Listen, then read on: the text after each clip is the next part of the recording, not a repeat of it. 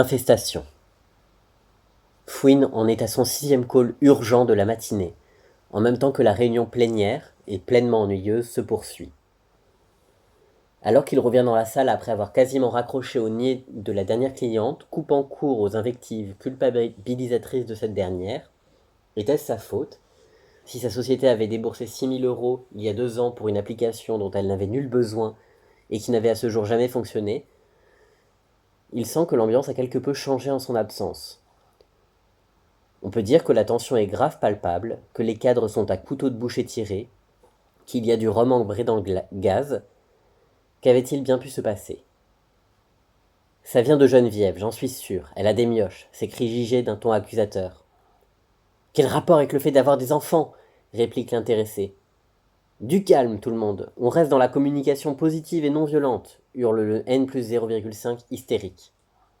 Geneviève, veux-tu nous parler de ce que tu as ressenti en entendant ce qu'a dit J.G. De la colère, de la déception aussi, et surtout beaucoup de tristesse. C'est bien, nous avons fait beaucoup de progrès. J.G., à ton tour, qu'est-ce que ça touche en toi, cet événement? Ça me rend complètement ouf. J'ai une phobie de ces trucs-là. Je ne veux pas revivre ce cauchemar. Si je dois le revivre, je préfère crever tout de suite.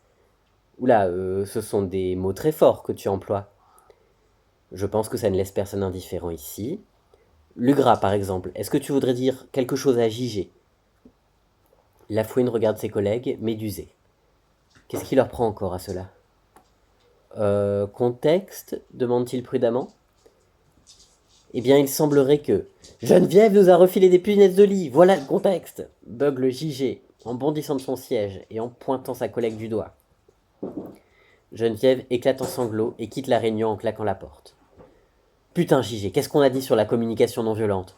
Tu commences à me casser les couilles là, hurle le N+0,5, qui semble lui aussi avoir du mal à contenir toutes les émotions intenses qui le submergent et le challenge.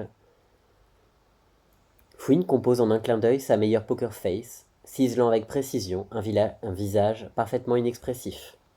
« Oh, quelle tuile !» s'exclame-t-il. « Mais il ne faut pas en vouloir à Geneviève, elle a eu une année difficile avec son mari, vous savez. Je sais ce qu'il faut faire dans ces cas-là. Non pas que j'ai déjà vécu cette situation avec mon coloc, mais parce que plein d'amis à moi ont eu le problème. C'est simple, il faut faire venir un chien spécial, il trouvera où sont les punaises et les mangera. » Le N+0,5 le scrute, intéressé. « Tu es sûr de ce que tu avances? Si tu dis vrai, nous sommes peut-être sauvés. » « Oui, j'ai une grosse expertise sur le sujet grâce à ma dernière certification, t'inquiète. » « Mais, objecte Frank Kevin, le développeur, on n'est pas censé traiter les locaux et laver hyper chaud tous les textiles du bureau? Tu n'as pas tort, sans avoir raison pour autant, répond Lafouine tranquillement. Ce qu'il faut faire, affirme-t-il d'un air assuré, c'est passer en machine nos vêtements à 90 et passer à la vapeur les sièges et les moquettes. Ben, c'est ce que j'ai. J'ai un contact pro qui connaît un très bon service de traitement des punaises. Je les ai en call dans 5 minutes, justement. Je vais leur demander d'intercéder pour nous. Merveilleux. Tu nous sauves, Lugra, s'écrie le N+0,5. Pas de problème. 12h45. C'est enfin la pause déjeuner au travail. L'estomac de Fouine gargouille. Alors qu'il se gratte le ventre avec circonspection, son boss arrive vers lui à grands pas d'un air mystérieux. Lugra, il faut qu'on se voit en one-to-one à la cuillère d'argent. Tu es dispo ce midi? La cuillère d'argent. Le boss y réservait ses invitations pour un petit cercle de privilégiés. Que lui voulait-il? Allait-il lui parler de sa demande d'affectation sur des doubles data datés? L'envoyer enfin au Japon? Mais qui dit restaurant gastronomique, dit facture astronomique. Face à une situation aussi pleine de challenges, plusieurs choix s'offrent à Fouine. Premier choix. Fouine prévoyait plutôt de se faire vomir toutes les viennoiseries du petit déjeuner de ce midi. Il lui faut trouver un moyen de décliner l'offre sans vexer le boss. Clique sur « Se vider plutôt que se remplir ». Deuxième choix. Graminet a préparé à Fouine un Tupperware de légumes de la map, il traîne déjà dans son sac depuis 2 jours, il faudrait songer à les manger plus tôt.